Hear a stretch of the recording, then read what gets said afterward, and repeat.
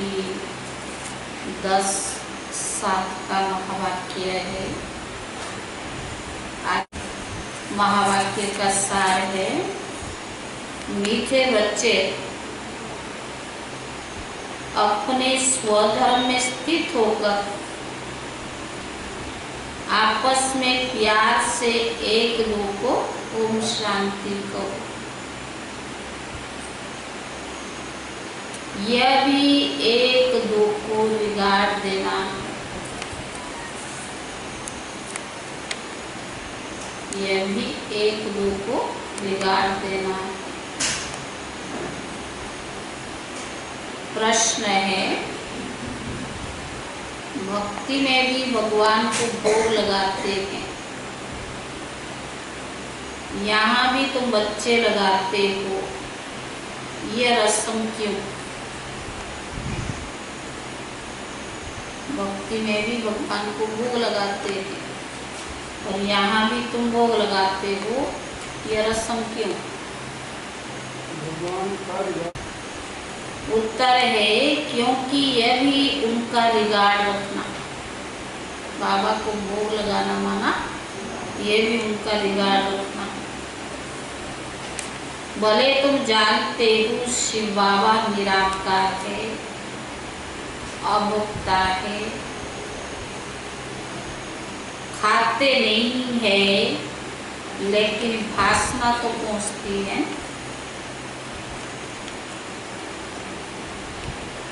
सर्व का सद्गति दाता पतित पावन बाप है, तो जरूर भोग भी उनको लगाना चाहिए। इसको बाबा को जरूर भोग लगाना चाहिए। गीत है, हमारे तीर्थ न्यारे, ओम शांति। बच्चों के दिल में भी उठा ओम शांति। जैसे किसको नमस्ते कहा जाता है, वह भी रिटर्न में क्या कहते हैं? नमस्ते कहते हैं ना। यहाँ भी बाबा ने कहा ओम शांति। तो सब बच्चे इनकी आत्मा सहित सबकी दिल से आएगा ओम शांति, अर्थात हम आत्मा का स्वधर्म शांत स्वरूप। रेस्पॉन्ड तो करना चाहिए, तो ये आप ओम शांति करता तो उसका रेस्पॉन्ड तो करना चाहिए। बाबा ने कहा यह रेस्पॉन्ड हुआ ना, दूसरे कोई अर्थ सहित ऐसे कह न सकते। हम अर्थ सहित क्या कहते? ओम शांति माना हम आत्मा का स्वधर्म। तो बाबा ने कहा दूसरे कोई अर्थ सहित ऐसे कह न सके। बाप ज्ञान सूर्य कहते ओम शांति, ज्ञान चंद्रमा कहते ओम शांति, ज्ञान सितारे कहते ओम शांति। ज्ञान सितारे कौन? ज्ञान चंद्रमा और ज्ञान सूर्य शिव। सितारे तो सब आ गए। अब तुम बच्चों को अपने स्वधर्म का पता लगा कि हम आत्मा शांत स्वरूप है और शांति धाम के रहने वाले हैं, यह तुमको निश्चय हुआ। अच्छी रीति तुम आत्मा ज्ञान को जानते हो, परंतु आत्मा का यथार्थ परिचय कोई को है नहीं। हम आत्मा इतनी छोटी सी 84 जन्म का पाठ बजाते हैं, यह तुमको पता था ना और कोई जानते।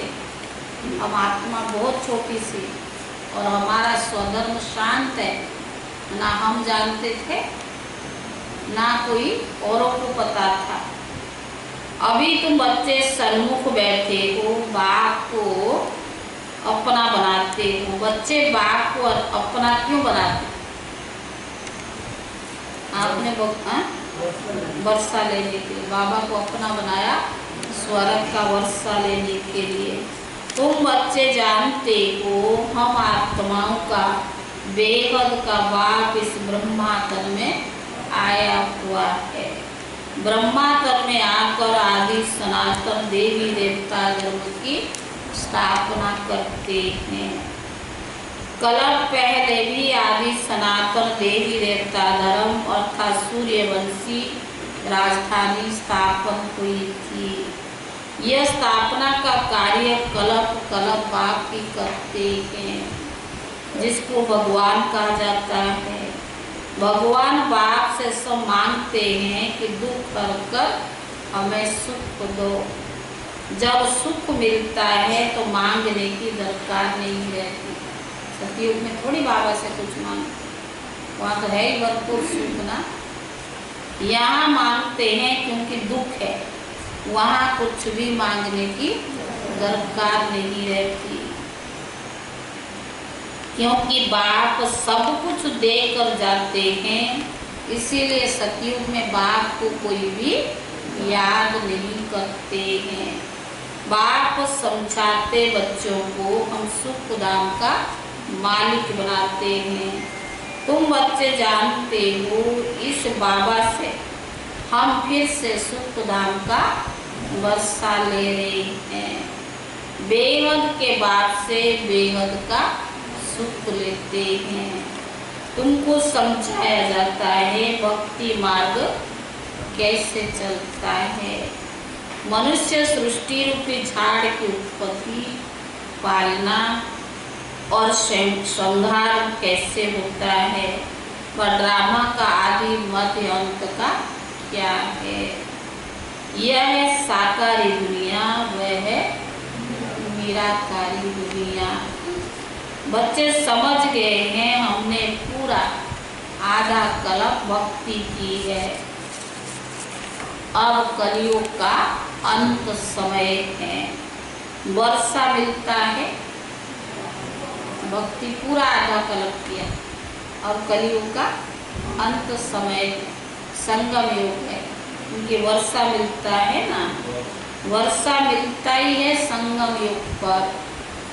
यह बच्चों को अच्छी रीति समझना चाहिए। अभी हम बच्चे कहाँ हैं? संगम युग पर।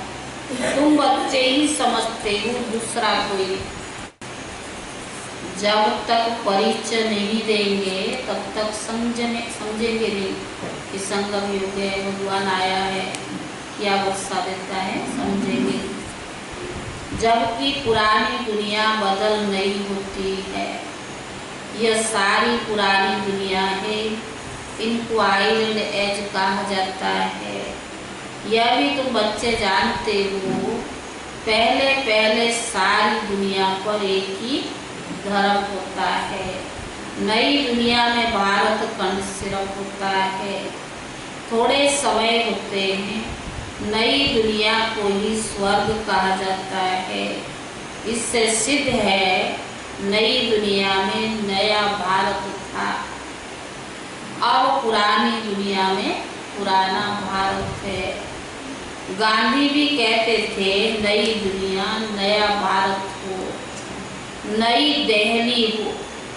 अब नव भारत व नई दिल्ली है नहीं। गांधी भी कहते थे नई दुनिया नया भारत हो। अभी उसी ही भारत पर रावण का राज्य है। ये भारत था नहीं, लेकिन द्वापर से रावण का राज्य है।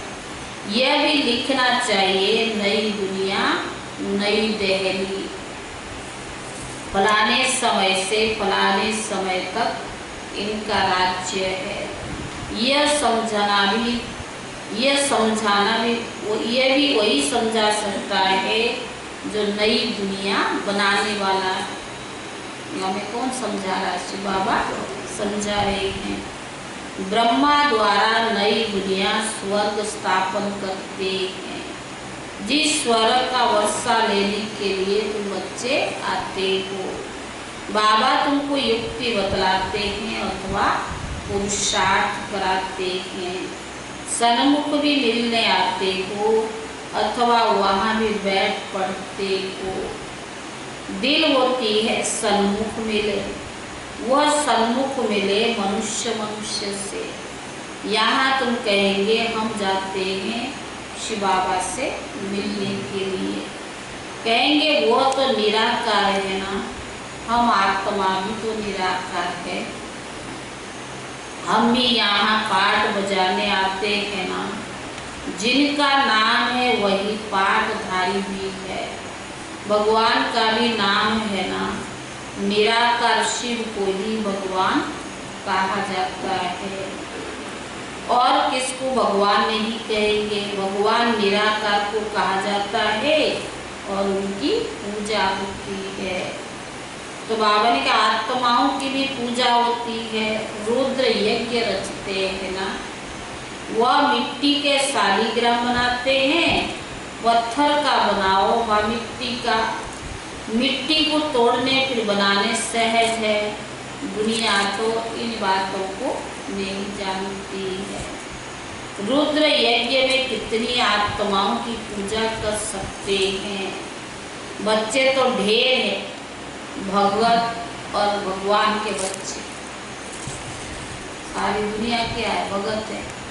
थोड़े हैं जो बाबा ने कहा हम भगवान के बच्चे बने हैं। बाप को याद करते हैं। बाबा ने समझाया है, शिव बाबा आते ही है भारत में। तो बाबा ने कहा तुम थोड़े बच्चे उनके मददगार। शिव बाबा के करोड़ अरब मनुष्य और उसमें थोड़े बच्चे जो तुम उनके मददगार बनते हो, खुदाई के मददगार बनते हो। उनकी पूजा भक्त लोग शालिग्राम बनाकर करते हैं, यज्ञ रचते हैं। उनमें छोटा यज्ञ भी होता है और बड़ा होता है।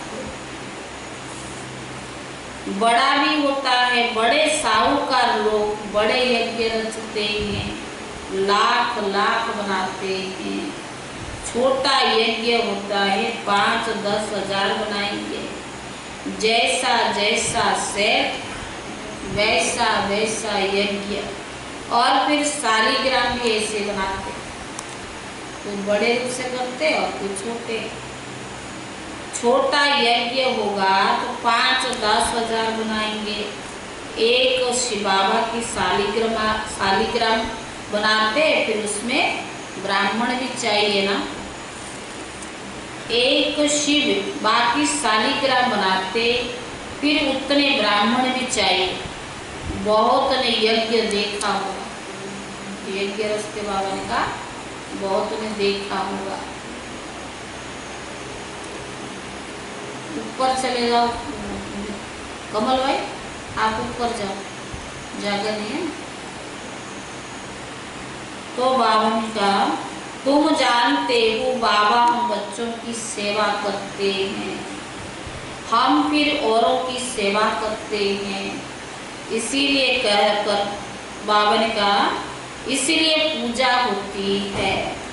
तुम अभी पूज्य बनते हो। आत्मा कहती है बाबा आप तो सदैव पूज्य हो, हमको भी पूज्य बना रही हो। तुम पूज्य आत्मा शरीर लेगी तो कहेंगे हम पूज्य देवी देवताएं हैं। आत्मा ही पूज्य, आत्मा ही पुजारी बनती है। बाप आते ही है एक ही बार, योगे योगे निसंग के ऊपर बाबा एक ही बार आते हैं। तो बाबा ने कहा फिर कभी बाप आत्माओं को पढ़ाए, ये होता नहीं।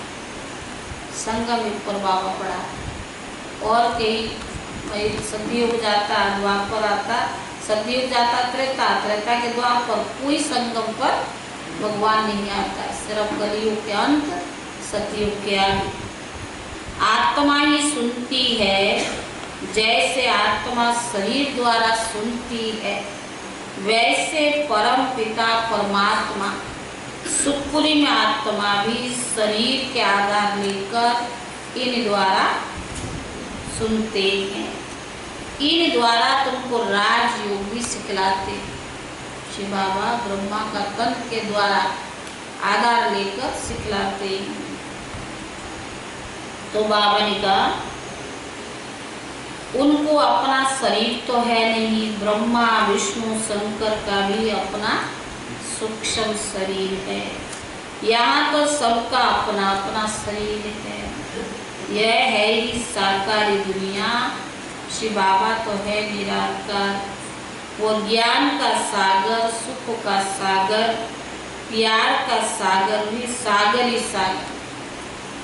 बाबा ज्ञान का सागर, सुख का सागर, प्यार का भी सागर। वे आकर सबको पति से पावन बनाते हैं।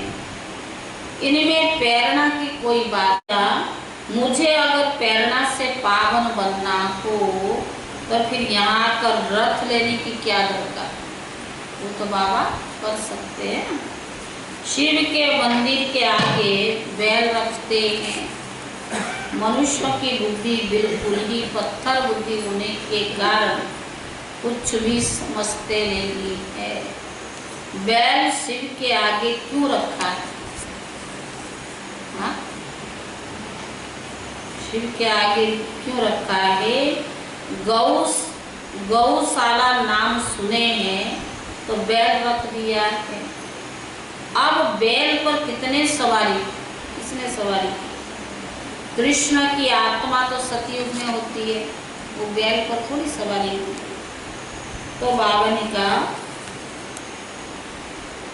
आत्मा तो सतयुग में होती है, उनको क्या पड़ी है जो जाकर जानवर में बैठे, कुछ भी समझते नहीं। द्रौपदी भी एक थोड़ी थी, ढेर जो पुकारती है। उन्होंने तो एक नाटक बना दिया कि श्री कृष्ण साड़ियाँ देते जाते थे। ढेरे जो पुकारती है ना, और तो कुछ नहीं समझते। अभी तुम बच्चे समझते हो, तुमको 21 जन्मों के लिए नंगन होने से बचा, नंगन होना ही नहीं है। पर कहाँ की बात कहाँ ले गए। भक्ति मार्ग की अथाह कहानियाँ है। कहते कथाएं आदि सब अनादि है, पुनर्जन्म लेते सुनते आए हैं। अनादि भी कब से शुरू हुई यह भी कुछ पता नहीं की।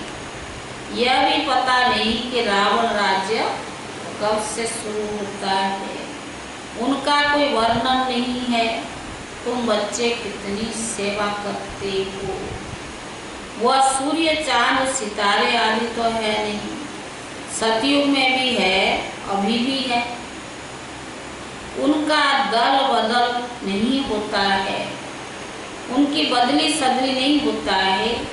तुम अब निमित्त बने हो। तो बाबा ने कहा भारत को ही फिर से अंधियारे से निकाल रोशनी में लाने हैं। भक्ति मार्ग को अंधियारा कहा जाता है। तुम्हारी महिमा है, तुम धरती के सितारे हो। सितारे तो है, चांद सूर्य भी होनी चाहिए। यहाँ तुम्हारा रूहानी तीर्थ है। मधुबन जाते तो क्या है, हमारा रूहानी तीर्थ है। तुम ऐसी यात्रा पर जाते हो जहाँ से फिर इस मृत्यु लोक में नहीं आएंगे। अभी ये मृत्यु लोक है, फिर यहाँ ही अमर लोक होगा। द्वापर से मृत्यु लोक शुरू होता है। अब तुम सच्ची सच्ची अमर कथा सुन रही हो।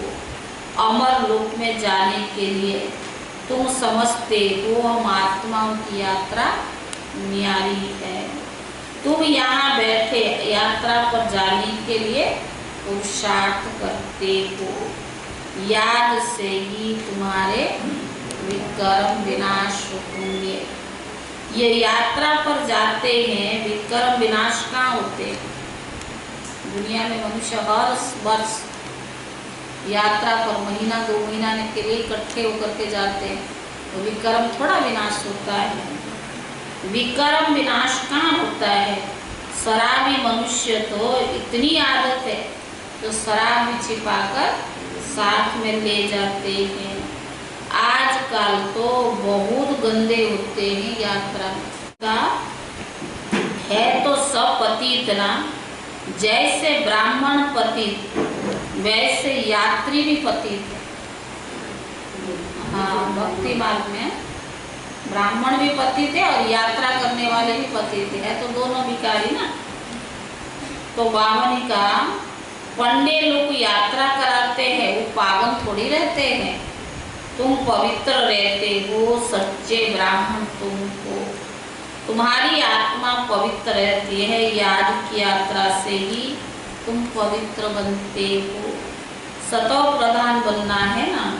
बाबा बार बार लिखते, मीठे बच्चे, यह शिव बाबा ने आत्माओं को लिखा है, मुझे याद करो तो तुम समो प्रधान से सतो प्रधान बन जाएगी। बाबा रोज हम बच्चों को 4 पेज का पत्र लिखता है, उसमें पहला अक्षर क्या है, मीठे बच्चे। यह शिव बाबा ने आत्माओं को लिखा है, मुझे याद करो तो तुम तमो प्रधान से सतो प्रधान बन विश्व का मालिक बन जाएंगे। बस एक ही डायरेक्शन मुख्य है, कौन सा, अपने को अपने को आत्मा समझकर बाप को याद करो। कितना सहज है, क्योंकि याद से ही किया हुआ भी कर्म विनाश होंगे। अगर याद नहीं करेंगे तो विकर्म विनाश नहीं होंगे, फिर सजा खाएंगे। बाबा तो कहते तुम कहाँ भी जाओ पर कमाई कर सकते, कहाँ भी जाओ, मना नहीं किया बाबा ने, लेकिन कहाँ भी जाओ बाबा की याद में रहकर कमाई कर सकते हो।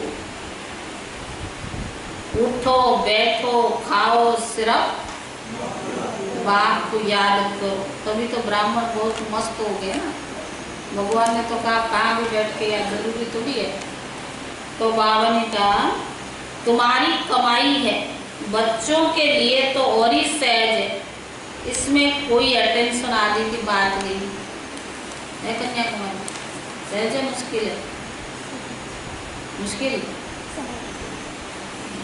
श्रीनाथ के मंदिर में श्रीनाथ की याद में बैठते हो, भोग लगता है तो पत्थर की मूर्ति ना, तो चैतन्य थोड़ी बैठा है, उससे भी लोगों को भावना है, और भावना से जाते तो प्राप्ति भी होती है। तो बावनी का भोग भी किसको लगाना चाहिए, अधिकार तो एक ही शिव बाबा की।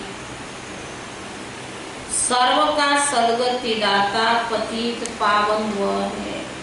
बाप कहते मैं स्वीकार नहीं करता हूँ, तुम मेरे ऊपर दूध भी पानी भी फल पानी वाला दूध चढ़ाते हो और ये भोग लगाते क्यों, यही भोग लगाते। उन्होंने फिर बांट कर क्या कर, मेरी क्या पूजा करते हो, मेरे आगे भोग रखेंगे, लेकिन भक्तों ने भोग लगाया, उन्होंने फिर बांट कर खा लिया। तुम जानते हो शिव बाबा को भोग तो जरूर लगाना चाहिए। उन्होंने बावनी का फिर बांट कर तुम खाते हो, ये जैसे इसका रिगार्ड रखना है। भगवान को भोग लगाना माना उनका रिगार्ड रखना है।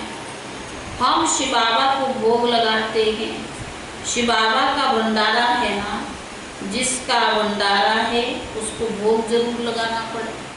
भले तुम भोग लगाते हो, खाते भी तो तुम बच्चे हो, बाबा थोड़ी खाता है। अगर भगवान खाने लगा ना, लोग भोग लगाना भी बंद कर दे। तो बाबा ने कहा ये ब्रह्मा खाता है, मैं नहीं खाता।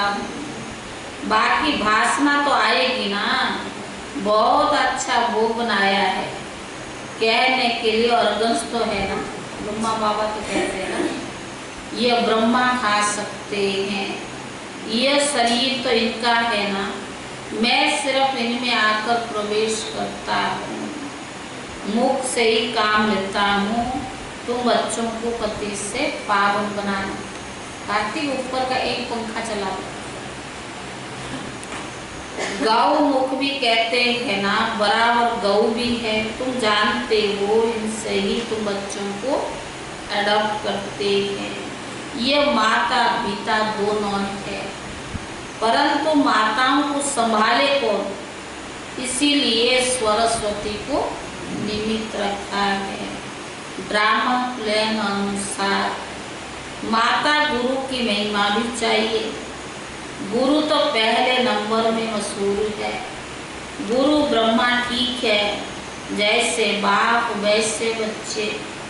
तुम ब्राह्मण भी बच्चे सच्चे गुरु बनते हो, सबको सच्चा रास्ता बताते हो स्वर्ग का।